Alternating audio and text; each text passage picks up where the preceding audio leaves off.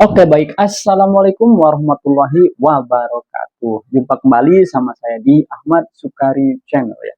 Channel yang membahas tentang berita, informasi, ada juga tentang religius. Kali ini kita akan membahas tentang hukum bacaan suratul Fatihah dalam sholat. Ya. Baik itu bertindak sebagai imam maupun bertindak sebagai makmum. Karena banyak mungkin di kalangan masyarakat muslim atau teman-teman saya, bahkan saya pun masih belum paham tentang bacaan suratul Fatihah. Apakah hukumnya wajib atau apakah hukumnya sunnah dalam sholat? Nah, dan kita bertindak sebagai imam maupun makmum, apakah itu wajib atau sebagai hukumnya sunnah untuk membaca suratul Fatihah? Banyak mungkin apabila kita bertindak sebagai makmum yang masbuk, tertinggal oleh imam, apakah kita harus tetap membaca suratul Fatihah atau tidak? Nah, apakah kalau kita tidak membaca suratul Fatihah di rokaat yang pertama sebagai makmum yang masbuk, apakah itu dianggap sebagai rokaat pertama atau tidak dianggap sebagai rokaat pertama? Nah, masih banyak yang mungkin teman-teman, baik itu pun saya sendiri ataupun teman-teman saya yang masih belum memahami itu. Nah, kali ini kita bahas nih, apakah bacaan suratul Fatihah itu sunnah atau memang harus dibaca ketika sholat. Nah, berikut penjelasannya menurut Pak Kiai. Monggo silahkan Pak Kiai. Mayoritas ulama sepakat bahwa Fatihah itu menjadi salah satu dari rukun sholat. Ya, Anda tidak membaca Al-Fatihah, maka sholat Jadi Anda berbeda tidak sah. ya. pandangan ya Tetapi antara kemudian Imam ulama Syafi'i, berbeda Imam pandangan. Hanafi dan Perbedaan Imam pandangan ini sebetulnya hanya terjadi pada sholat berjamaah. Madhab Imam Abu Hanifah, madhab Imam Malik, dan madhab Imam Ahmad mengatakan kewajiban Fatihah itu hanya pada imam atau orang yang sholat sendirian. Itu wajib dia baca Al-Fatihah. Imam Syafi'i mengatakan tidak.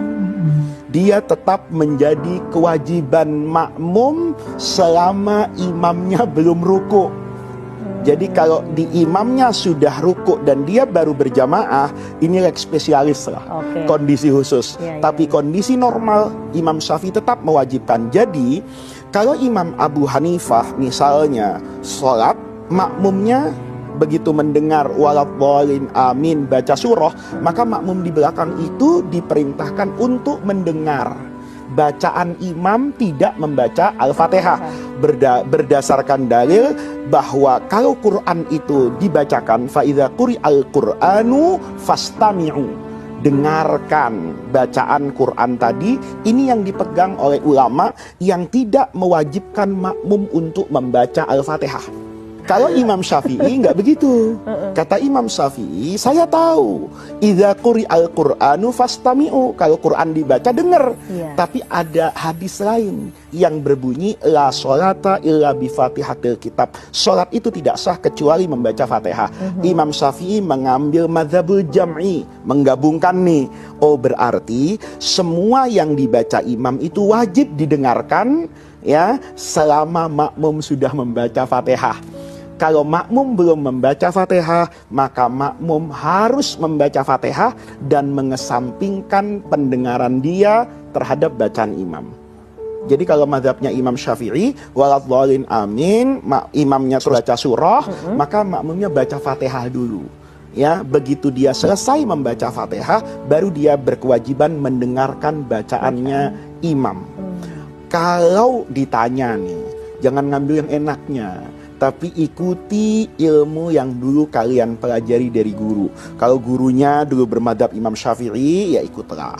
Kalau Anda ngaji di Irak misalnya, atau di Maroko misalnya, bermadhab Imam Abu Hanifah dan bermadhab Imam Malik, Anda tidak punya kewajiban itu. Tetapi jangan lupa untuk tidak kehilangan pahala dengan cara menyimak tadabbur bacaan imam yang membaca surah setelah Al-Fatihah.